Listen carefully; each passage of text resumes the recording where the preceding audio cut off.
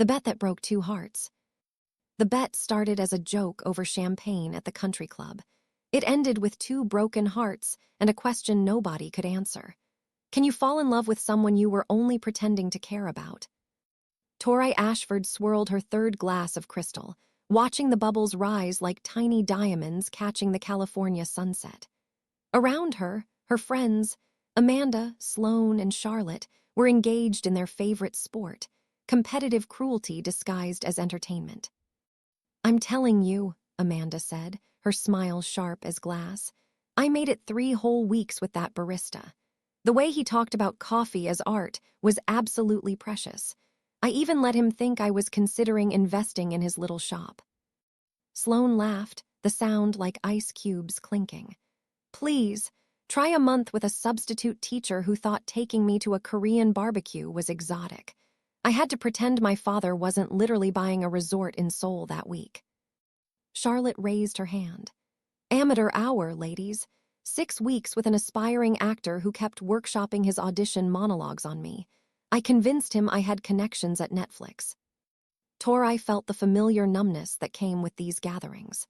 At 28, she'd spent her entire life surrounded by people who measured worth in zeros and relationships in entertainment value. The Ashford Hotel's empire had given her everything except a reason to care about anything real. What about you, Tori? Amanda's eyes glinted with challenge. You've been quiet. Don't tell me the Ice Queen is growing a conscience. Just bored, Tori said, her voice perfectly calibrated. We've been playing this game since college. Isn't it getting old? Then let's make it interesting, Sloane said, leaning forward. Her AI-enhanced makeup automatically adjusted to the shifting light, keeping her complexion flawless. Let's make it a real bet, real stakes.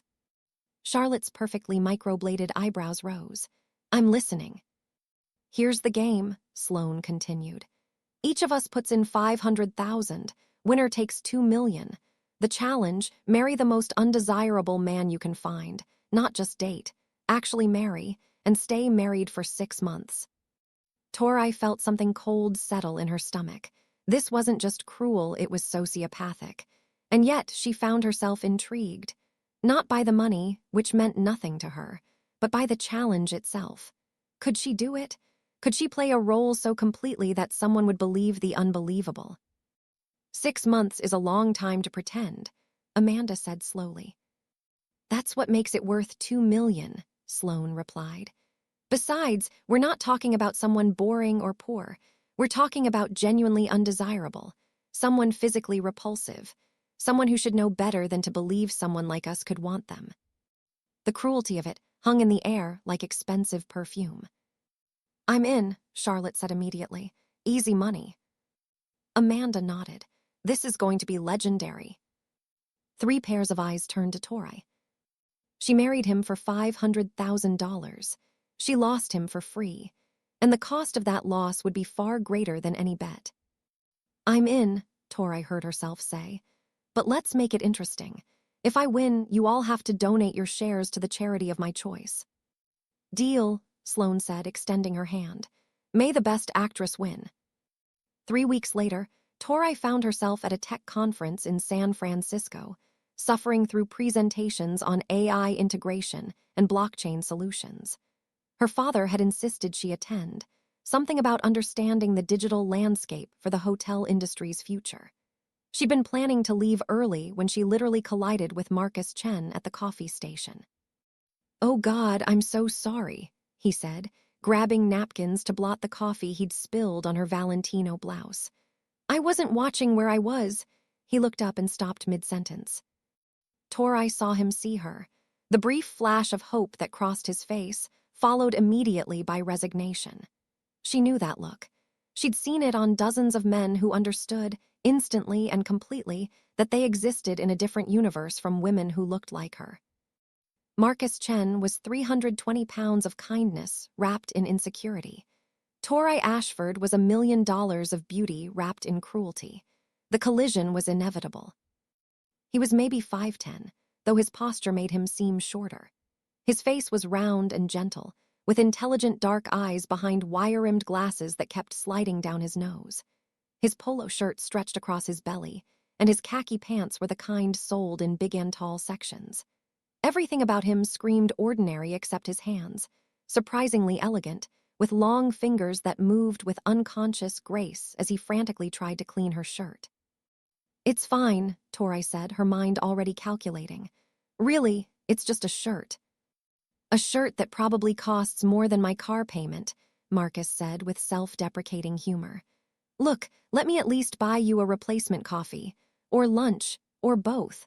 I owe you for potentially ruining your day." And there it was, the opening.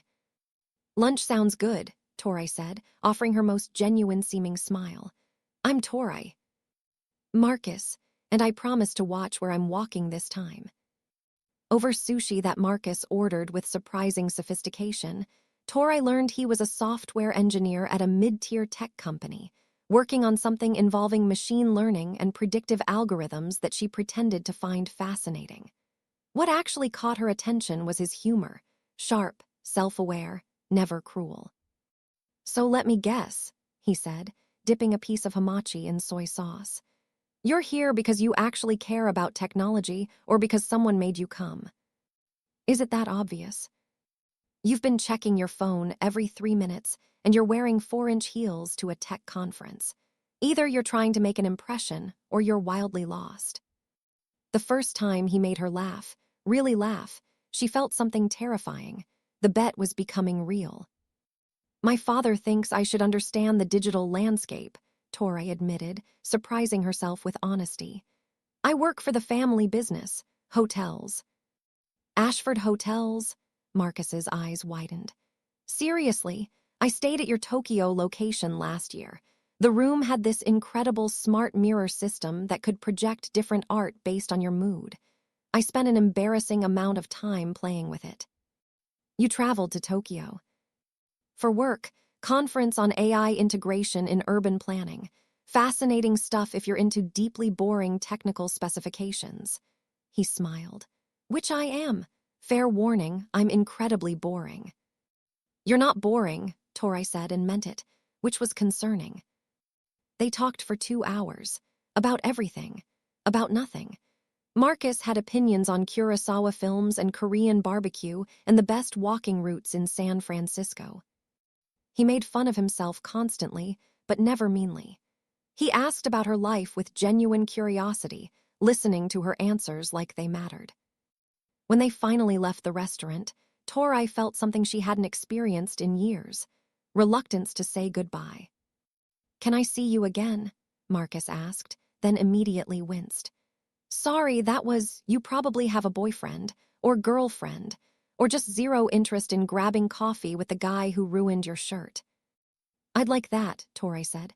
"Coffee or dinner surprise me." He did. Over the next month, Marcus surprised her constantly. He took her to a hole-in-the-wall ramen place in the Tenderloin where the owner knew him by name. He brought her to a vintage arcade where they played Street Fighter II, and she discovered she was viciously competitive. He cooked for her, elaborate meals that took hours to prepare, explaining the chemistry of flavors like it was poetry. "Food is the only art form you destroy to appreciate," he told her, plating a perfect risotto in her penthouse kitchen. "Every bite is an act of faith. You're trusting someone to give you an experience and then it's gone.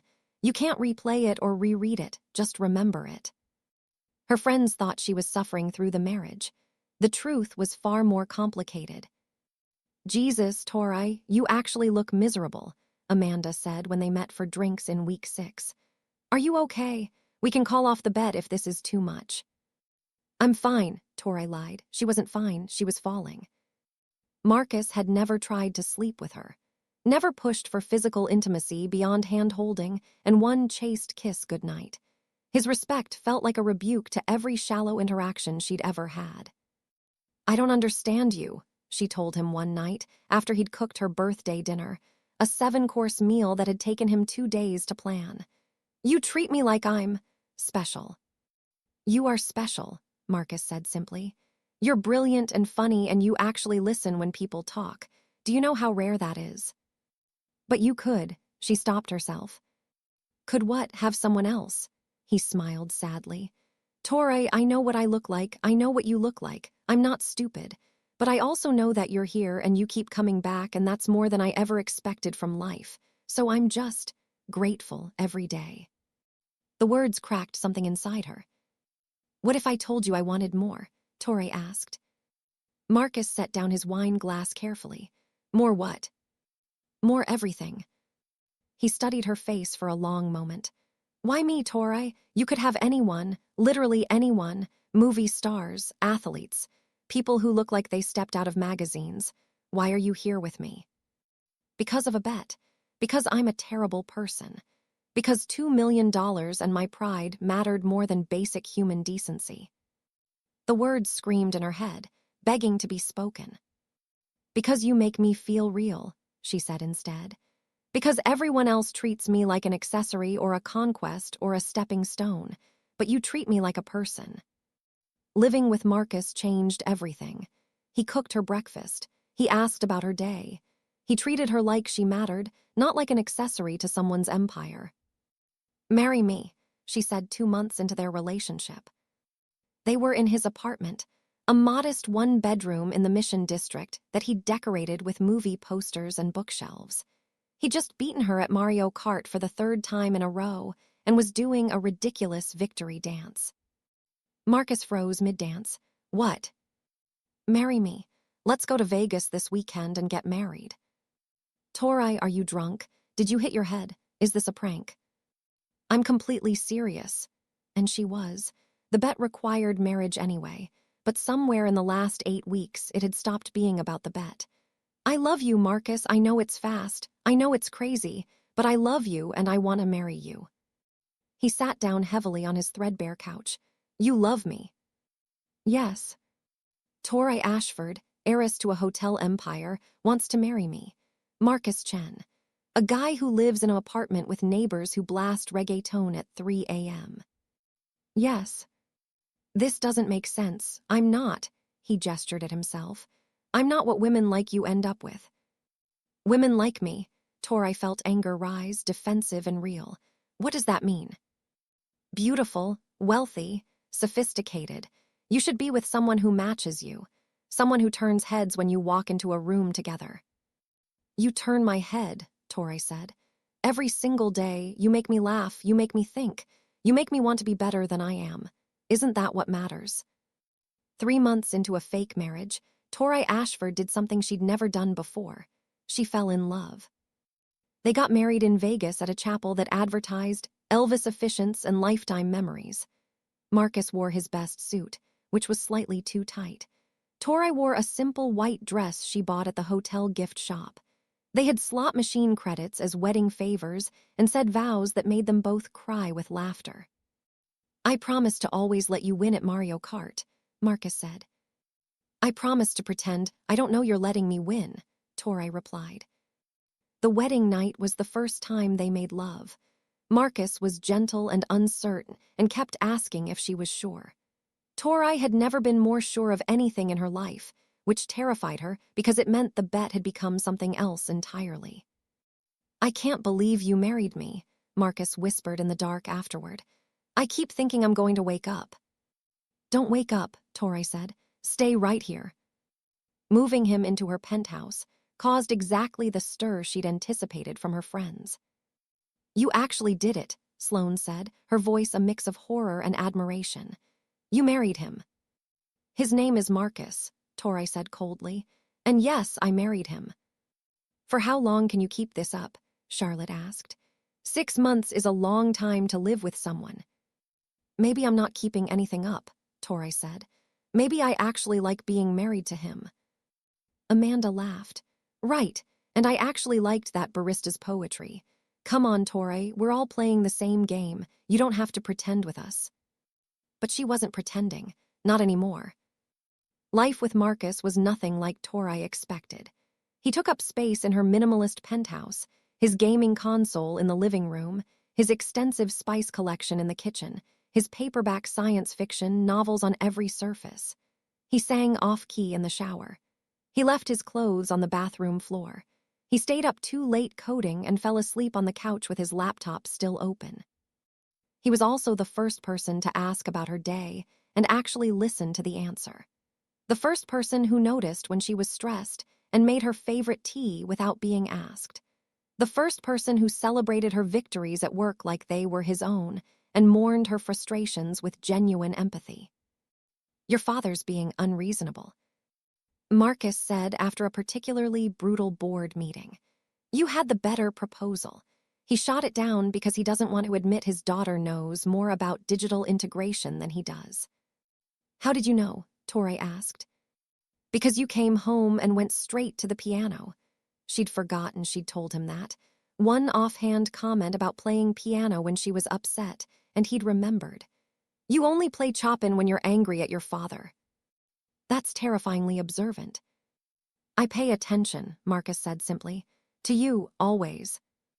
The truth came out the way truth always does. Accidentally, cruelly, and at exactly the wrong moment. Month 5, they were planning a weekend trip to Napa. Marcus was researching wineries with the same intense focus he brought to everything. Torre was responding to work emails, half listening to him list vineyard options. Her phone buzzed. A text from Amanda. Charity gala tonight, you coming, or still committed to the bit? Torre deleted it quickly, but not quickly enough. The bit? Marcus asked quietly. It's nothing, Amanda being Amanda. What bit, Torre? She could have lied, should have lied. But 5 months of genuine intimacy had eroded her ability to be casual about deception.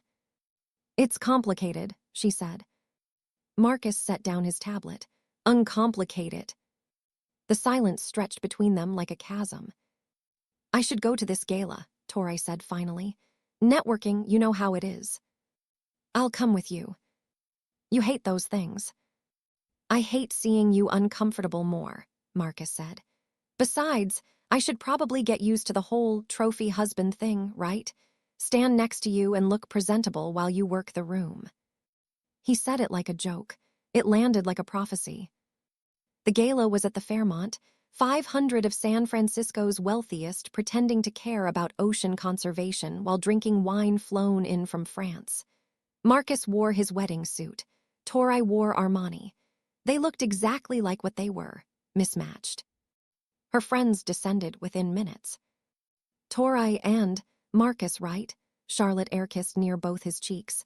How wonderful that you came. Wouldn't miss it, Marcus said gamely. Ocean conservation is important. Of course it is, Amanda said, her smile predatory. We all care so deeply. That's why we're here drinking champagne and not, actually doing anything. Marcus laughed, genuinely laughed. I like you. Brutal honesty is underrated. Amanda blinked, thrown. For a moment, Torre thought they might actually get through this. Then Sloane got drunk. She cornered Torre by the raw bar, her words slurring just enough to be dangerous. I have to hand it to you. I didn't think you could do it. I really didn't. But you've actually lived with him for 5 months. I'm married to him, Sloane. Where else would he live? I know, but how do you deal? Does he snore? He looks like he snores. God, I can't even imagine. Don't, Torre said sharply. Don't what? We're all thinking it. You found the most undesirable guy in San Francisco and you're actually going through with it. It's impressive, honestly. Like method acting but for money. Marcus appeared beside them so quietly that Torre didn't notice until she saw Sloane's face go pale. Marcus, Torre started. I need some air, he said. His voice was perfectly calm, perfectly controlled. And that's how Torre knew he'd heard everything. She found him on the terrace, leaning against the railing, staring at the city lights below. How much did you hear? She asked. Enough. He didn't turn around. The bet, the money, most undesirable guy in San Francisco. Pretty much the greatest hits. Marcus, please let me explain. I knew, his voice cracked. I knew someone like you couldn't actually want someone like me. I just hoped I was wrong. You weren't wrong. Don't. Now he turned, and Torre saw tears on his face. Don't you dare tell me this was real. Don't insult me that way. It became real, Torre said desperately. Yes, it started as a bet. Yes, I was that cruel and that stupid, but I fell in love with you, Marcus. Genuinely, completely in love with you. When did it become real? After the first month when you were still collecting stories to tell your friends? After we got married in Vegas? Or was it after I told you I loved you? He laughed bitterly. Do you know how many times I almost asked you why? Why me? But I stopped myself because I was afraid if I questioned it too hard, you'd realize your mistake and leave. It's not a mistake. Our entire relationship is a mistake. Marcus's voice rose. It was built on a lie. Every moment, every conversation, every time you said you loved me, I'll never know what was real and what was performance, and neither will you. The worst part was, he was right. I love you, Tori said. That's real. Right now, what I feel for you is completely real. How do I believe that? How do I believe anything you say? Marcus pulled an envelope from his jacket pocket. I came prepared just in case. I've been preparing for this since the day we met, if I'm honest. Divorce papers. You knew all along, Tori whispered. Not knew, suspected. I'm not stupid, Tori. I've spent my entire life being invisible to women who look like you. When you started paying attention, I knew something was off. But I wanted so badly to believe it that I ignored every red flag. I convinced myself that maybe, somehow, you could actually see past. He gestured at himself. All this.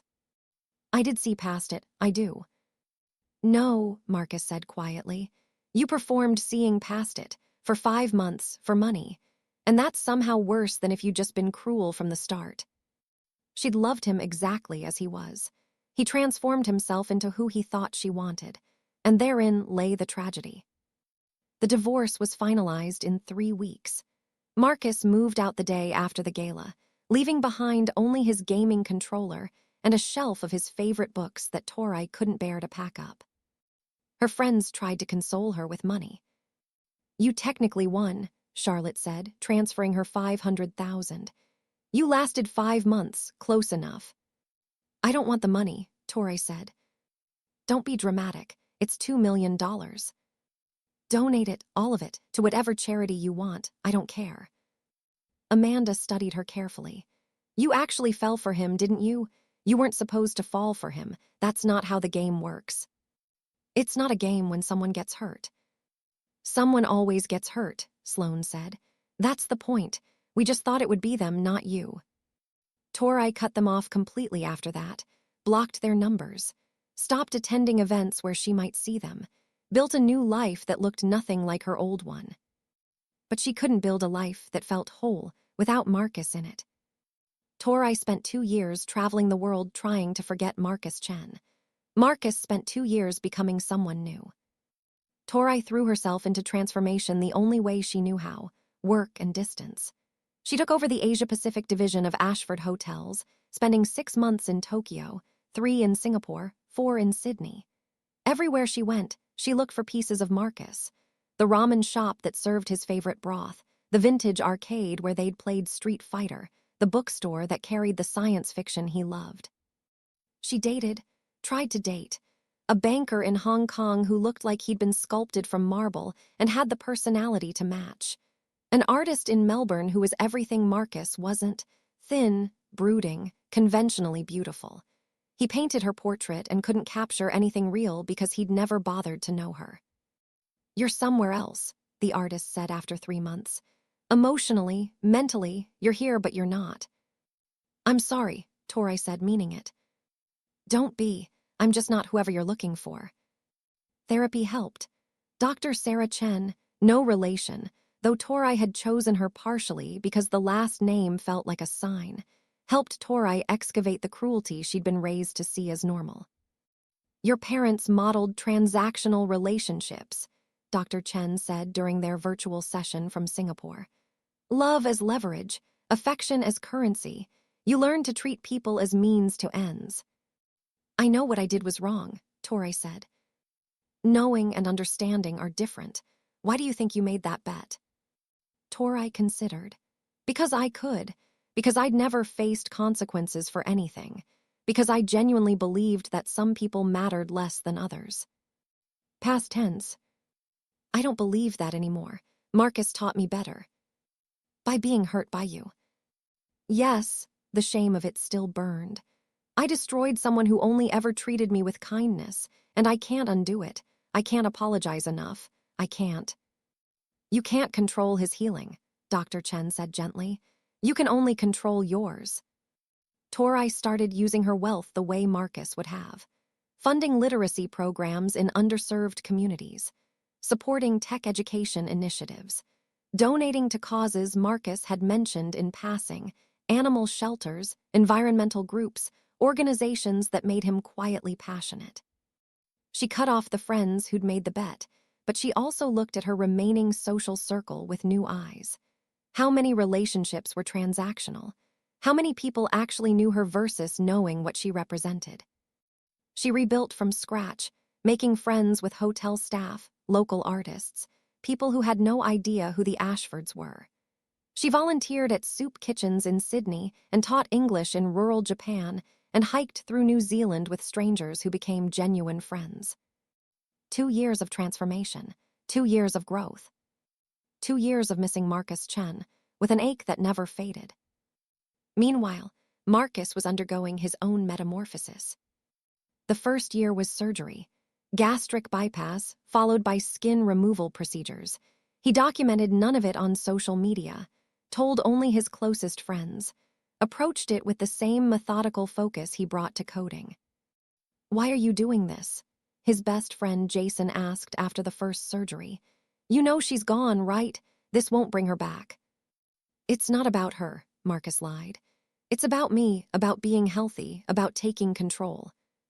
But late at night, recovering from surgery, he knew the truth. He was erasing himself, becoming someone new. Someone who would never be stupid enough to believe that someone like Tori Ashford could genuinely want him. The second year was building, physically and professionally. Personal trainers, nutritionists, a complete transformation that felt like shedding skin. Marcus dropped from 320 pounds to 185 pounds of lean muscle. His face emerged from softness, sharp cheekbones, defined jaw, the same intelligent eyes but harder now. He grew his hair out, styled it differently, bought new clothes, learned to stand differently, move differently, take up space differently. Professionally, he launched the startup he'd been planning for years, AI-driven predictive algorithms for urban planning. The same thing he'd been talking about the day he met Tori, but refined, perfected, revolutionary. It took off. Silicon Valley loved a transformation story, and Marcus became one. The overweight engineer who became a fitness enthusiast, the mid-level employee who became a CEO.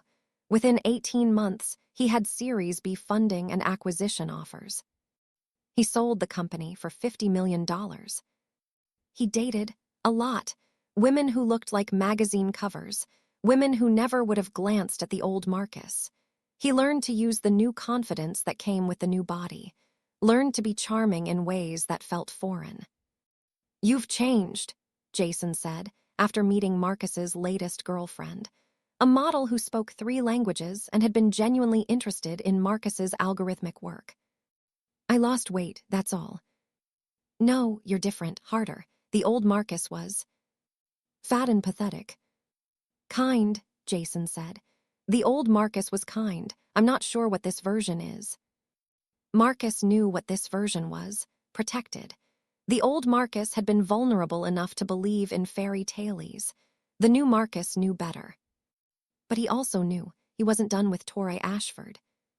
When he showed up at her door, she didn't recognize him. When she did, she didn't recognize herself. Tori returned to San Francisco exhausted. 2 years of running hadn't created distance from her memories. It had only accumulated new hotels where she didn't sleep well, new cities where she walked streets alone, new experiences that felt hollow without someone to share them with. She stepped off the private elevator into her penthouse and froze. Someone was there. Building security had let him up, which meant he was authorized somehow. But Tori didn't recognize the man standing by her windows, looking out at the Bay Bridge lights. He was tall, or rather, he stood tall, posture perfect. Broad shoulders in a tailored navy suit. Dark hair styled with elegant precision. When he turned, She saw a face of sharp angles and defined features that seemed vaguely familiar, but also completely foreign. "Hello, Torre," he said. The voice, oh God, the voice was the same. "Marcus," it came out as a whisper.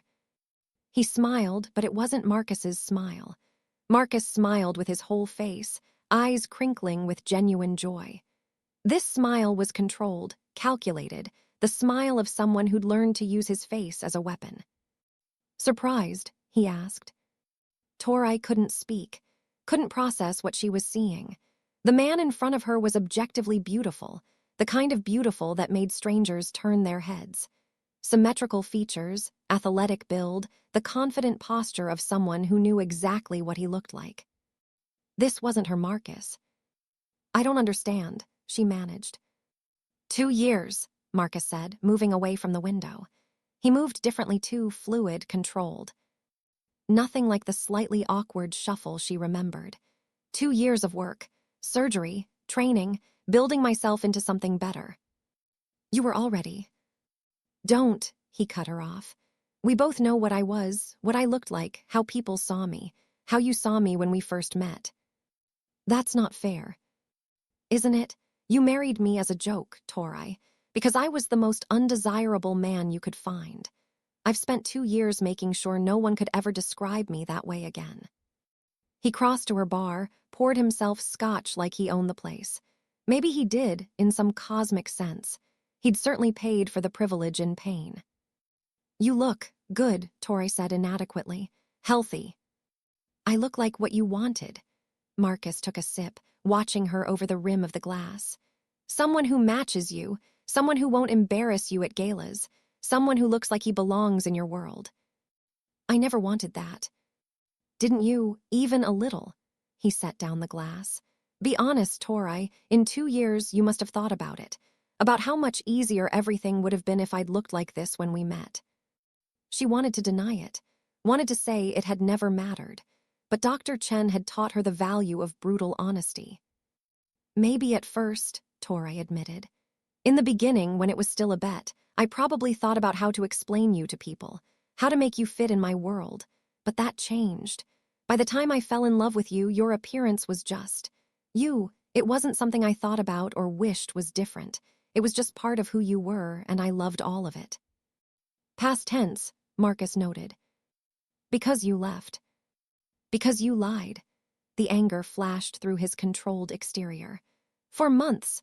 While I was falling in love with you, while I was planning our future, while I was stupid enough to believe in us, you were playing a game." "It stopped being a game." "When? Prove it to me. Show me the exact moment it became real for you versus when you were still performing." He stepped closer. "You can't, can you?" "Because you don't know. And I'll never know. That's what you took from me, Torre, the ability to trust my own judgment about what's real." The words hit like physical blows. "I'm sorry," Torre said. "I've spent 2 years being sorry. I know it doesn't change anything. I know it doesn't fix what I broke. But I am genuinely, devastatingly sorry." "I know," Marcus said quietly. "I believe that. The old me would have forgiven you already, would have understood that people make mistakes, that you grew, that love is complicated. And the new you. The new me knows better than to make the same mistake twice." He turned back to the window, and Torre saw it then, the cost of his transformation. He'd changed his body, his career, his entire life. But in the process, he'd lost the gentle warmth that had made her fall in love with him. The question wasn't whether he could forgive her. It was whether either of them could forgive themselves. "Why are you here?" Torre asked. "After 2 years, why now?" "Because I became what you wanted," Marcus said. "I'm successful, I'm fit, I'm confident. I'm everything society says you should end up with. I thought once I achieved that, I could come back and we could start over. And standing here, looking at you, I realize I don't know how to be that person with you. The new Marcus, successful, confident, physically transformed. He dates models and entrepreneurs and women who see him as an equal. But with you, I'm still that guy who spilled coffee on your shirt. Still that guy who couldn't believe someone like you would want him." "I did want you," Torre said. "I do want you." "Which version? The old Marcus who cooked you dinner and made you laugh. Or this version. He gestured at himself. The one who sold his company for 50 million and can take you to galas without embarrassing you. I want the Marcus who knows me, Torre said. The one who noticed I played Chopin when I was angry. The one who taught me about food as art. The one who made me feel real for the first time in my life. That Marcus died in this penthouse 2 years ago, he said. When he heard your friends laughing about the bet. When he realized the woman he loved had married him as a joke. He didn't survive that, Torre. I built someone new from the wreckage. They stood in silence, two people who'd loved each other and destroyed each other, trying to figure out if anything remained worth salvaging. I sold your books, Torre said suddenly. The ones you left behind. I couldn't stand seeing them on the shelf, knowing you'd never come back for them. I donated them to the library where you said you spent your childhood reading. Marcus's controlled expression cracked slightly. You remembered that. I remember everything. Every conversation. Every recipe you taught me. Every movie you made me watch. Every moment I was lucky enough to have with you before I ruined it. You weren't the only one who ruined it, Marcus said quietly. I ruined it too by being so insecure that I never questioned why you chose me. I was so grateful to be chosen that I ignored every warning sign. What warning signs? The speed of it, the intensity, the way you seemed too perfect, always saying the right thing, always interested in exactly what I was talking about. Real relationships are messier. They have friction. But I didn't want friction. I wanted the fantasy. Torre felt tears sliding down her face. So we both failed each other. Spectacularly. Can I ask you something? Torre wiped her eyes. Are you happy with who you've become? Marcus considered the question seriously. I'm successful, I'm healthy. I date beautiful women who genuinely want me, not as a bet or a joke. I should be happy.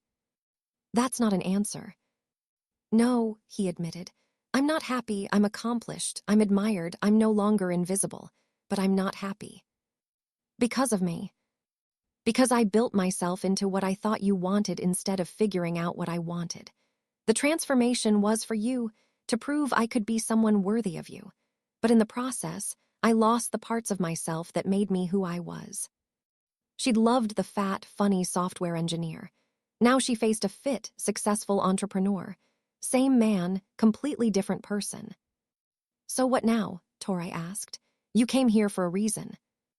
Marcus pulled out his phone, showed her a photo. It was them 2 years ago, laughing in his old apartment.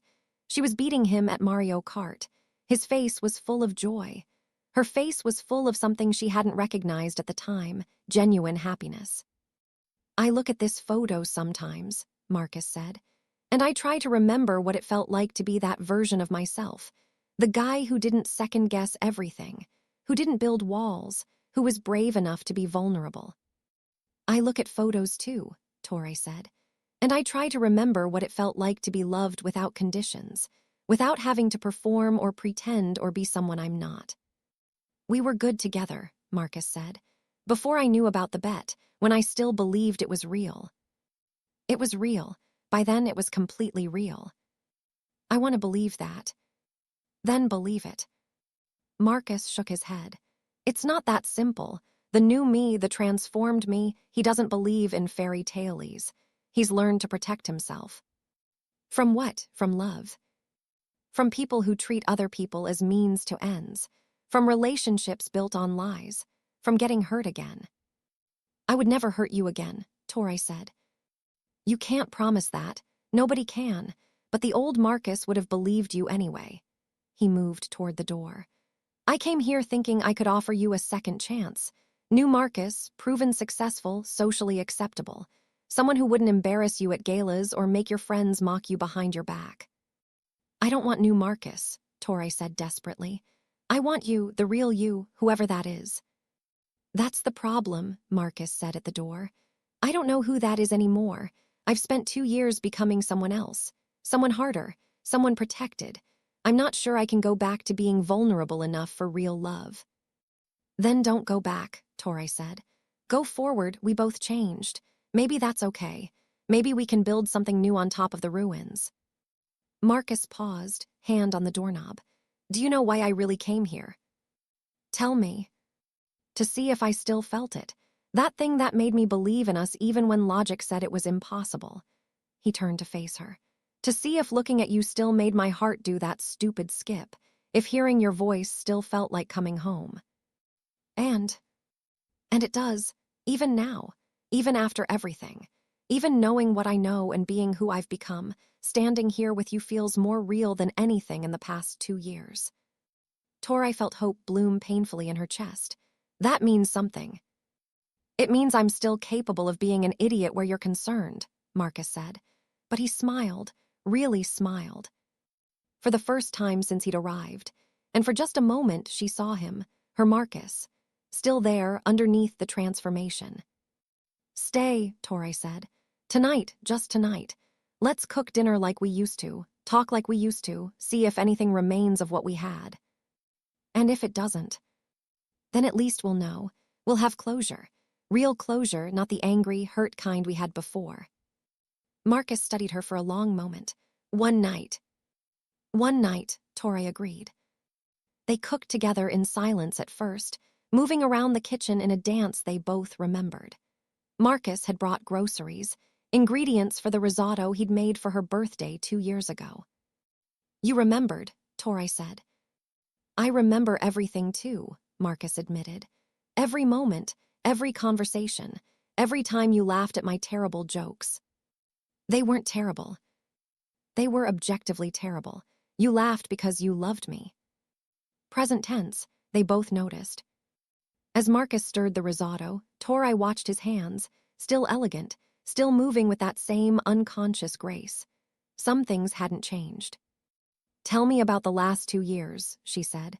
Not the transformation, not the company, the real stuff. What did you miss? What made you happy? What kept you up at night?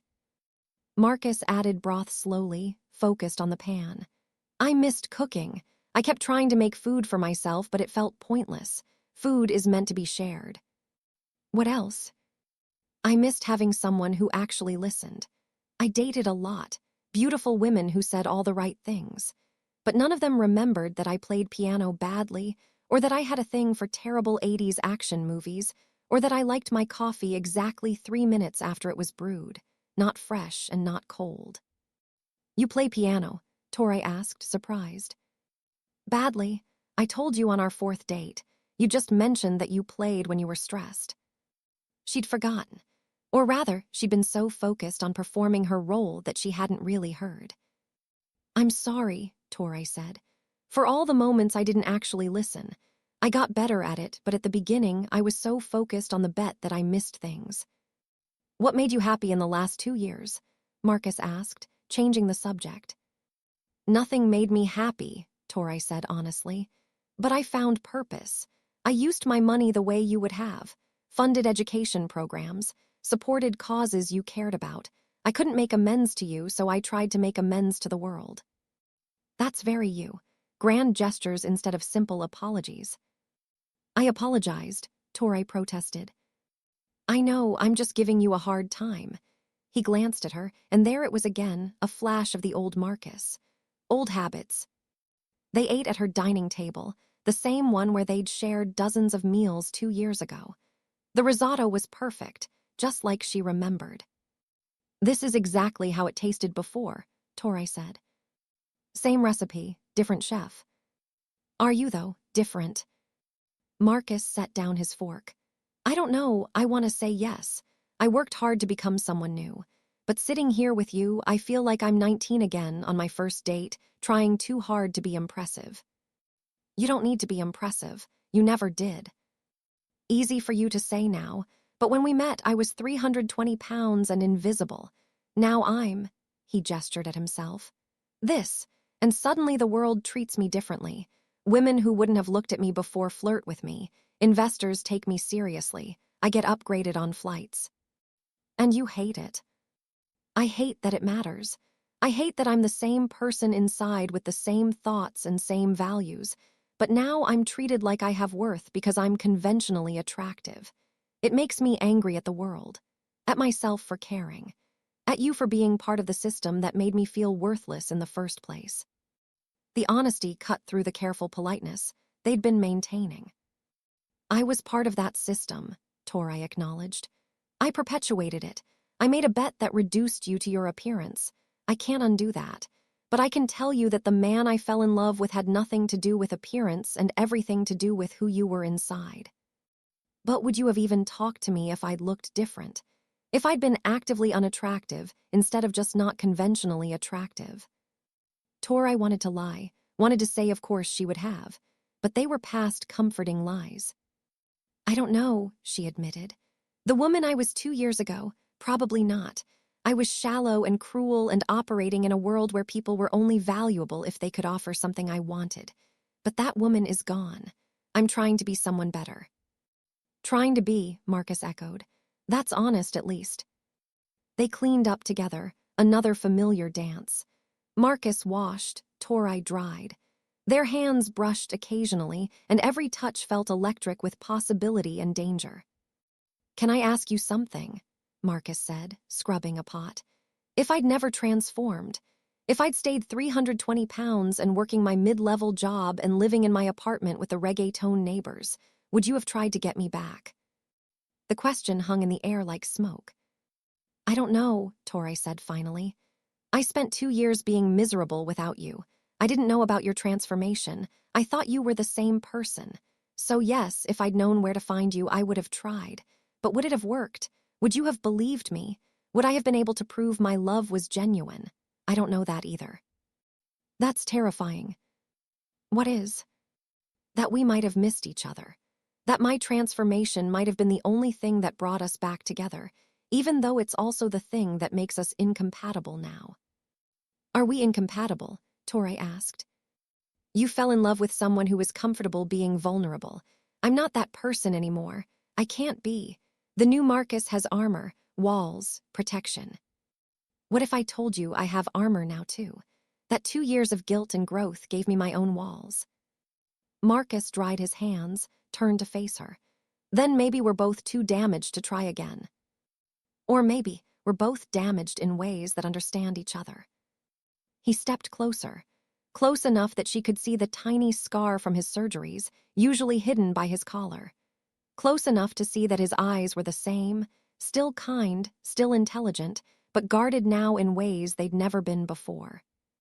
I came here to prove something, Marcus said quietly. To myself, to you, to the universe, that I could become someone worthy of you. You were always worthy of me.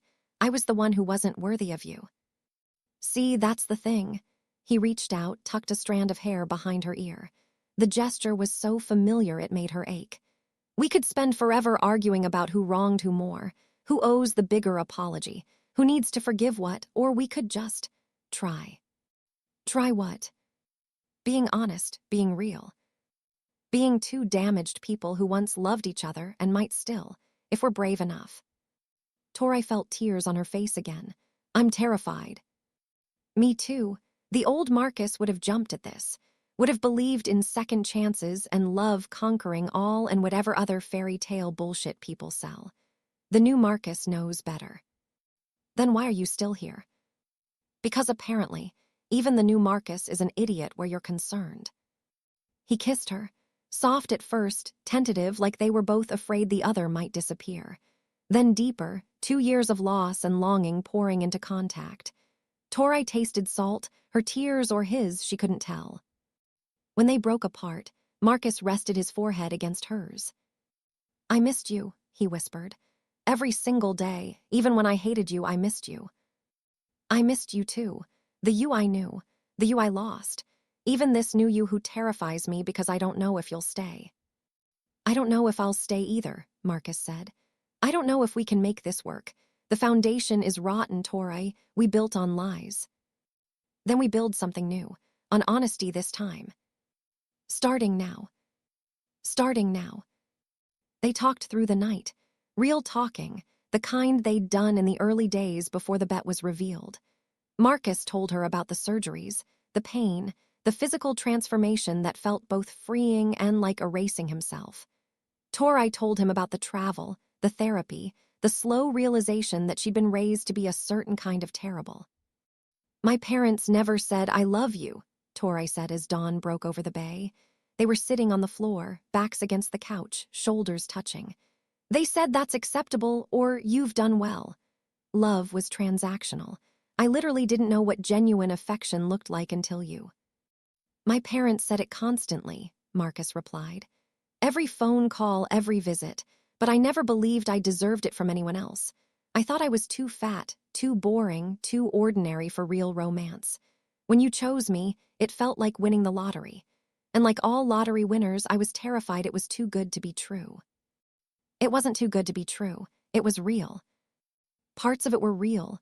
But Tori, we can't ignore that it started as a lie. That matters. It shapes everything that came after. So we acknowledge it. We own it. We build knowing that we both made mistakes. Marcus turned to look at her. You want to try again, knowing everything, knowing I might never fully trust you, knowing I'm not the same person you fell in love with. I want to try, Tori said. Because even though you've changed, there are moments when I see him. The real you, like when you smiled while making risotto, or when you teased me about grand gestures. He's still in there, Marcus, and I'm still in love with him. And the new me. I'm getting to know him. He's harder, more guarded, but he's also successful and confident, and he's learned to protect himself. I respect that.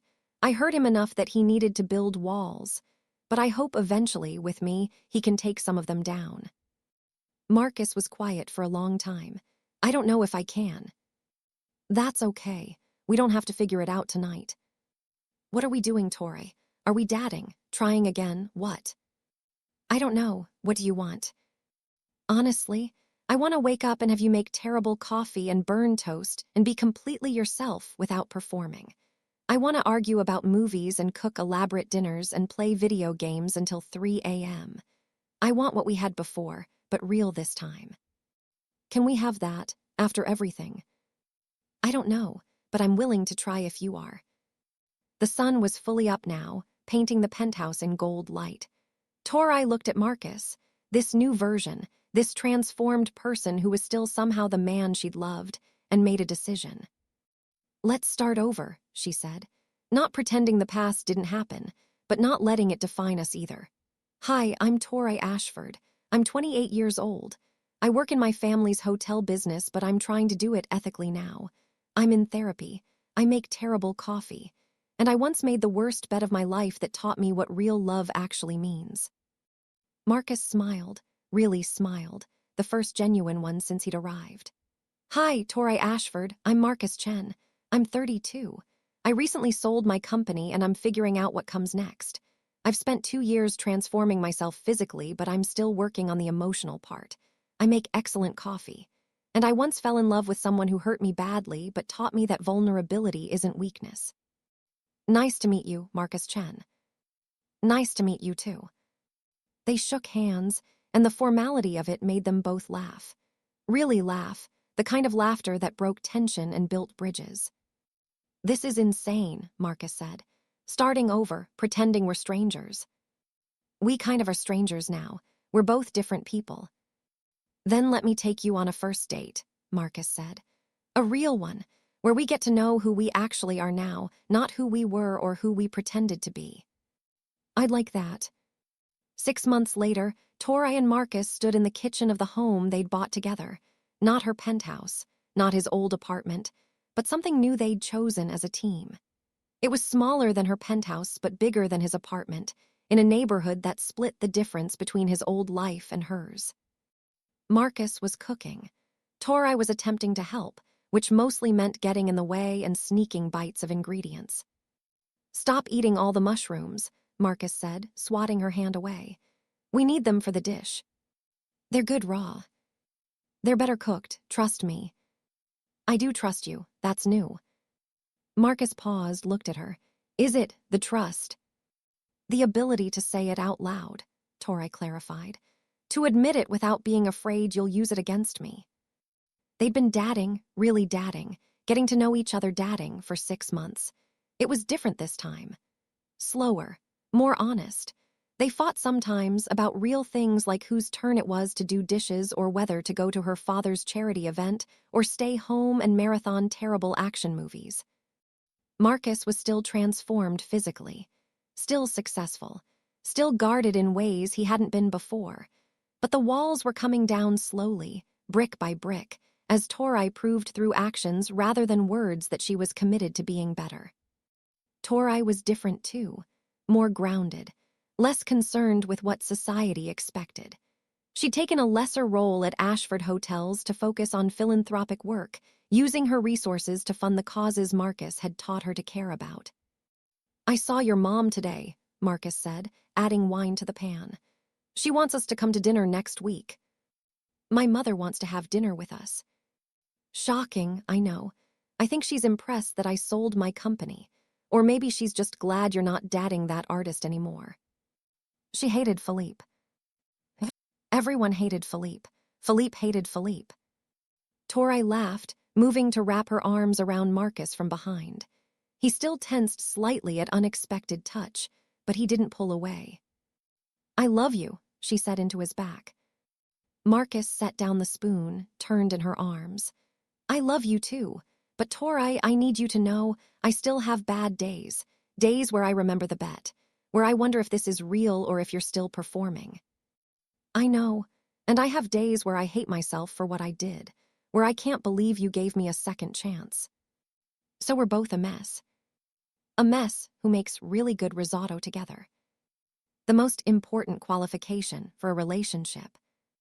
They finished cooking in comfortable silence, the kind that came from knowing each other in the quiet moments. When they sat down to eat, Marcus raised his glass. "A toast," he said, "to second chances, to being brave enough to try again, to building something real on top of ruins. To loving each other as we actually are,